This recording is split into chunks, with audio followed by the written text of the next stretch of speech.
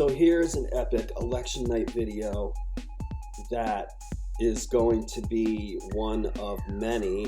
Sorry it took me so long. Frankly, I've been in a state of shell shock over the enormity of Trump's victory, which was an absolute drubbing of cataclysmic proportions. I mean, who would have thought that this would be such an overwhelming rejection of everything the left stands for, all their cockamamie ideas, the last 4 years of, frankly, things being awful on so many levels. And even Joe Biden, I mean, when Trump met with Joe Biden in the White House, I've never seen him look happier. I mean, even he seems to be happy about this rejection of what he was supposedly in charge for. I mean, this certainly calls into question, like, whether he was, considering that smile he had on his face. I mean, who knows what was going on for the last 3 years, but it was awful. And this was just unbelievably epic, what happened. And I've been trying to think, like, more epic than 2016? I mean, there's a case to be made for both. There is. This was an absolute blowout. I mean, winning North Carolina, Nevada, Arizona, Michigan, Wisconsin, Pennsylvania, Georgia, every swing state. Who would have thought? I mean, all these pollsters, how do they even have a job? This is not a viable business. You know, oh, Nate Silver at 538. It's going to be closer than the flip of a coin. Closer than the flip of a coin. This is the stupidest thing I've ever heard. And this lady in Iowa, like a few days before the election, Kamala, I still don't know how to say it right. She's up by 4 points in Iowa. Really? He wins Iowa by, 13 points? How do these pollsters have no viable business? They have no right to have a business after all this time. And the pundits, the same thing. This is going to be the closest election ever, possibly ever. Give me a freaking break. This was a blowout of incredible proportions. Not only, winning as much as he did with the electoral map, but the popular vote as well. And there's a case to be made that this is more incredible than 2016. Of course, 2016, that was just unbelievable because he was such an underdog. Hillary was like the anointed one who was supposed to win. Like, there was no way she was going to lose. It was going to break the glass ceiling and all the stupid stuff that they were saying. And the absolute underdog comeback, I mean, him against everyone, even the Republican Party. I mean, I remember when I went here to vote, I'm in Connecticut, and I remember that day I went to vote, and there was these people standing out there with like signs for other, local Republicans. And I remember, like, I don't know every one of them, like what they stand for. I mean, obviously I'm not going to, never would vote for a Democrat, but I didn't want to vote for a Republican who, was anti-Trump. So I remember this guy was standing there with some sign for some local Republican, and I asked the guy, I was like, when I was walking into the voting place, and I'm like, is he like a pro-Trump Republican? The guy's like, no, he's not. I'm like, well, he's not getting my vote. It's like, oh, okay, I don't care. I'm like, yeah, I don't care either. Like that's how much of a pariah he was back in 2016. So, I mean, his victory then was unbelievably epic, but this rivals it. This is like amazing that I'm even having this conversation, that he would win by this much of an extent. It's incredible, absolutely incredible. So here is CNN going through the night as they gradually realize that he is going to win Pennsylvania, which really was her only path, as they're saying, the blue wall, blah, blah, blah. So it's going to be one of many collections and videos that are going to be about the election that I will get out as fast as I can. And other content also about the next 4 years is going to be unlimited, incredible content. So subscribe, don't miss it. They will be high quality, I promise. Enjoy this one. We are counting down to the top of the hour. That's 8 p.m. Eastern, when a total of 171 electoral votes are on the line. That's a huge chunk of the 270 needed to win. All eyes are on the Commonwealth of Pennsylvania in this hour ahead. It is one of the make or break battlegrounds up for grabs tonight, and the polling there has been 48-48 or 50-50.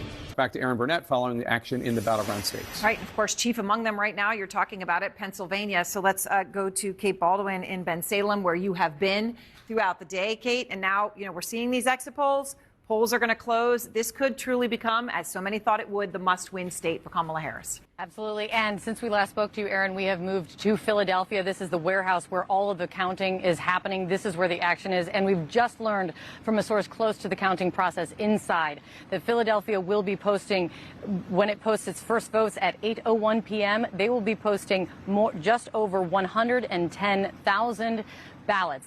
Pamela Brown is at the voting desk. And Pamela, with the spotlight on Pennsylvania right now, what are you looking for in the context of those numbers that Kate just shared with us? Sources I'm speaking with there in Pennsylvania and on the ground in Philly say that turnout in Philadelphia and some other places across the Commonwealth have exceeded expectations. So let's talk about that Democratic stronghold of Philadelphia and what I'm being told there. An official there tells me at Temple University, the line was around the block today. I'm told they had to bring in extra machines to tabulate the votes, 6 total compared to the 2 that is typical per this official. So we're about to get our first big look at those mail-in ballot numbers right there in the Commonwealth of Pennsylvania at 8 p.m. A lot coming our way this hour, Aaron. John King, amazing, though, when you hear about 4 hours of lines. And we have heard that from Pennsylvania to Nevada, that young people have turned out.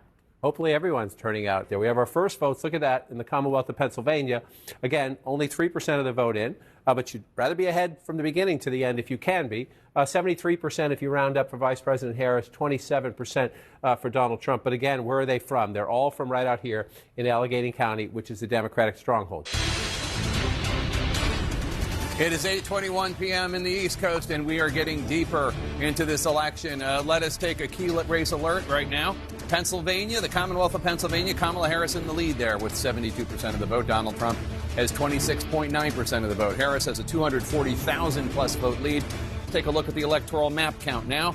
Donald Trump in the lead with 105 electoral votes. Kamala Harris has 27. So let's go to Abby Phillip at Harris Campaign Headquarters in Washington. And Abby, voting is about to end in 3 battlegrounds. What's the outlook in the Harris campaign? They are really focused on the battleground of Pennsylvania because that really becomes the linchpin of a strategy to get to 270. If they get Pennsylvania, the rest of the path becomes much more clear. What I am hearing is a lot of optimism. They're seeing good numbers out of Philadelphia. Or is she going to win it the way that Joe Biden won it with 10 points in 2020? And I think that there can be something discerned from her victory and how narrow it is one way or the other. And just going back to sort of the big picture, which I think is really important, Chris, Pennsylvania, we cannot stress enough how critical Pennsylvania is that you're looking at right now is to Kamala Harris. Let's bring you a key race alert now. In battleground Pennsylvania, Kamala Harris in the lead with 64.4% of the vote. Donald Trump has 34.7% of the vote. Kamala Harris in the lead there with 326,000-plus votes. So what are we looking at? Let's move it up just a little bit. We have some votes. Erie County, as I told you earlier, 25 counties in America, twice for Barack Obama, then to Donald Trump, and then flip back to Joe Biden. So it's a bellwether county. Doesn't mean the person who wins Erie County is going to win the Commonwealth and win the presidency, but that's what's happened in the last several presidential elections. So you look, we're just starting. Just getting started in Erie County, 512 votes. Just for context, it's going to take close to 70,000 votes to win that county. So we're just starting. That's one of them. Here's something we do want to look at, is Lehigh County. Only 20% of the vote in here.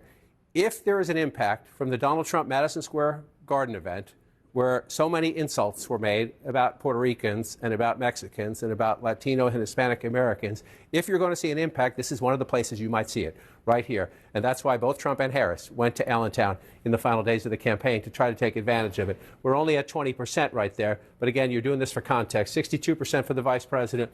You go back in time to Lehigh County 2020, 53%. If the vice president can overperform Joe Biden in Lehigh County, Pennsylvania, she's in good shape. So we watch that as it plays out. We're only at 20% of the vote right now. Let's take a look at the actual votes coming in from the battlegrounds that we have not projected. In battleground Pennsylvania, Kamala Harris in the lead, 57.5% of the vote. Donald Trump, 41.5% of the vote. Kamala Harris with a 258,000-plus vote lead. If you're a Democrat, you're kind of a little, should we be nervous about this?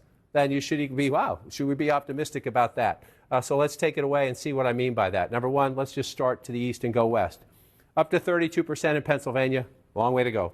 Long way to go. Just want to check on where we are in Philadelphia. Still at 26%. You get Philadelphia over 50%, then we can start to understand what the math is elsewhere as you go. But again, you see most of the rural areas filling in for Trump. That's his strength. That is his strength, and Pennsylvania is one of his best states. Let's look at the key races now. Pennsylvania, Donald Trump in the lead there now, 50.3% of the vote in Pennsylvania. Kamala Harris has 48.7% of the vote. Donald Trump with a 58,648 lead right now with an estimated 51% of the vote. This is the most interesting one. Mr. Tapper's home state, the Commonwealth of Pennsylvania, just flipped red. Remember earlier I was saying the 3 blue wall states had stayed blue throughout the night.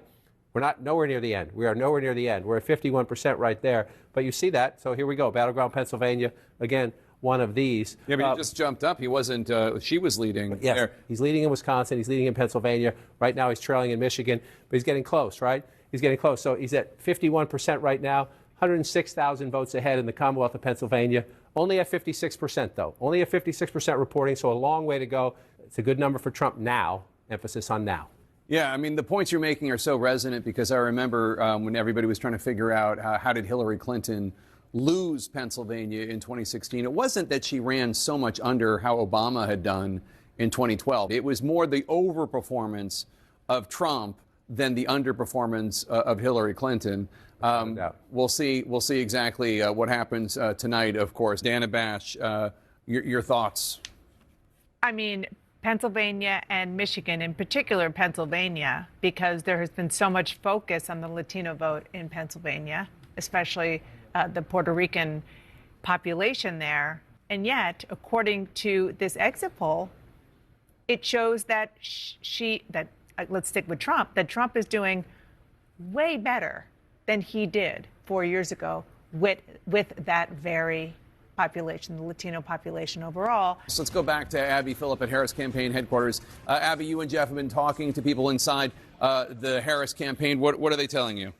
Yeah, Jake, let me just give you a gut check here about what we are hearing here as we've been sitting here reporting from the Harris headquarters. And I think the operative word right now is silence. There's not a lot being said because the Harris team appears to be searching for bright spots in the map as these results very, very slowly come in. Searching for bright spots and also very aware of the warning signs throughout the electorate. But here's what I want to say right now. I just want to bring this up to show the stakes for the Harris campaign right now as the count in North Carolina gets higher and in Georgia gets higher. The importance if Donald Trump, this is a hypothetical, but if Donald Trump holds these two, and he won that one both times, 2016 and 2020. He won this in 2016. He lost it by 11,000 votes in 2020. So not at all inconceivable in history and when you look at the numbers tonight.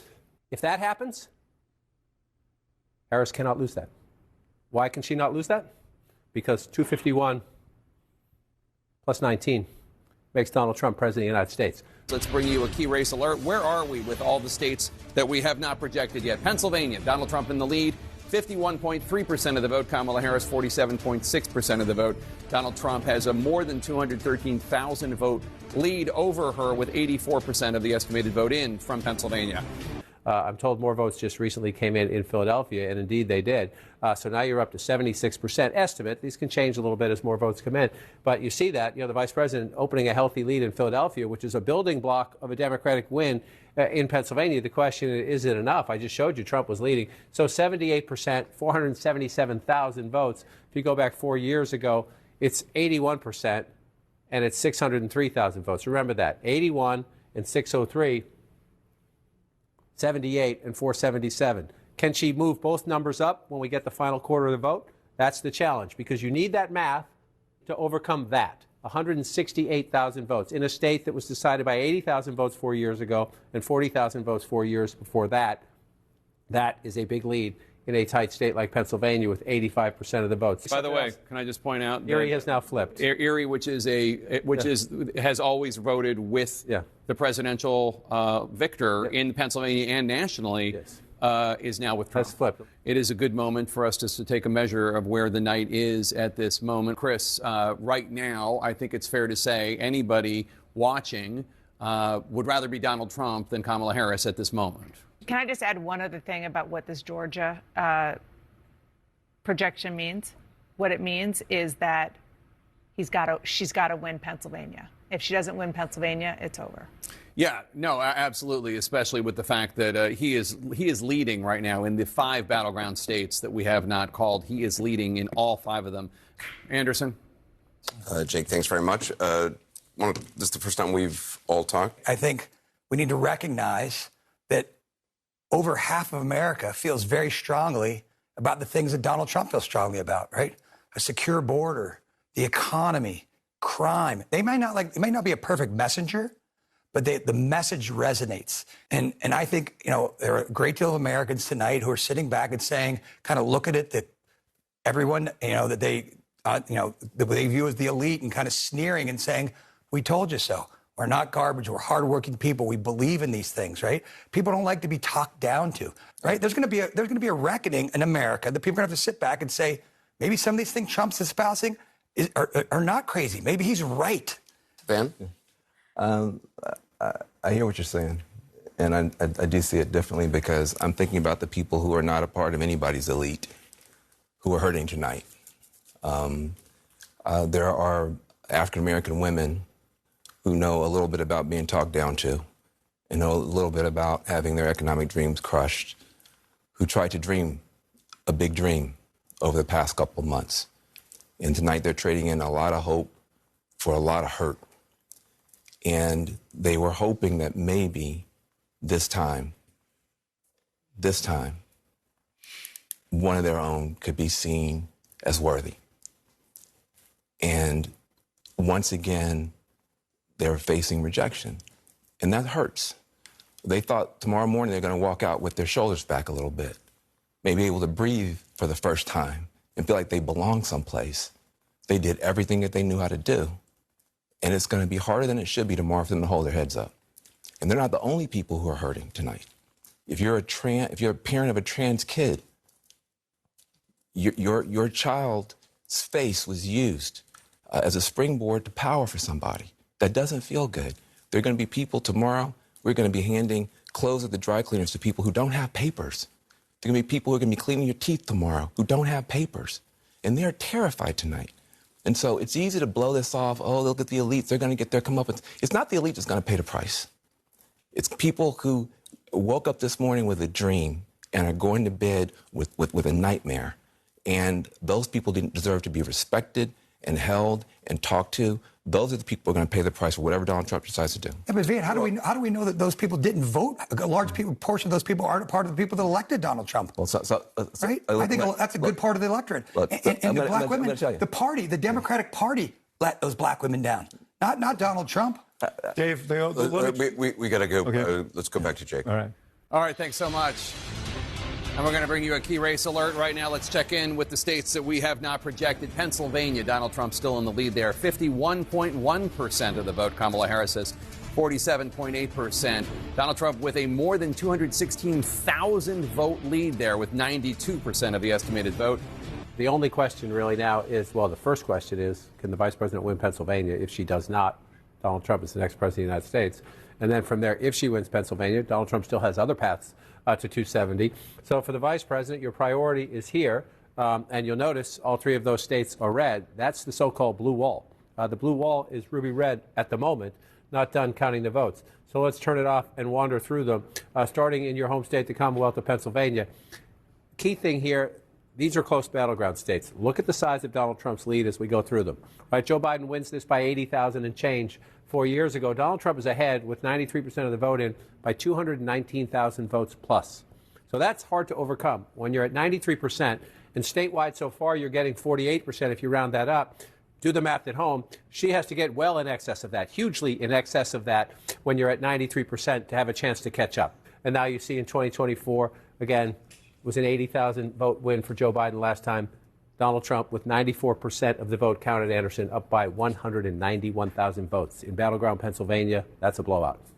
I just think that I'm still absorbing all this. It's a lot.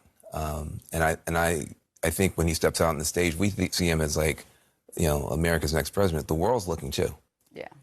If you're a soldier in Ukraine looking at Russians being more and more aggressive, you're very nervous tonight. This is a shock. It's a political realignment. for sure. The Republican Party can now claim to be a multiracial working class party. That is a shock. But the policy implications for planet Earth are yet to be known. So you asked, are there any places that the vice president is overperforming Joe Biden in 2020? So we could show you that as well. We just bring that out here. Harris overperforming in 2020. Holy smokes. There you go. So let this go away and see if there's anything on the east side there. Literally nothing? Literally nothing. Literally not one county? By 3% or more. Thank you so much. And we have a major projection. CNN projects that Donald Trump will win the great Commonwealth of Pennsylvania. This is a huge, huge achievement for Donald Trump and a huge bucket of electoral votes, 19 of them, for his path back to the presidency. As of right now, with those 19 electoral votes added from Pennsylvania, Donald Trump is within spitting distance of 270 electoral votes. He has 265 electoral votes. Vice President Kamala Harris has 187 electoral votes. 270 are needed to win.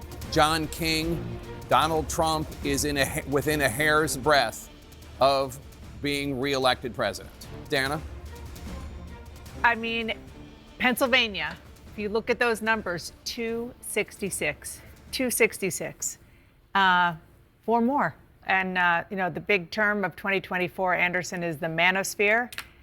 And we're all living in the manosphere now.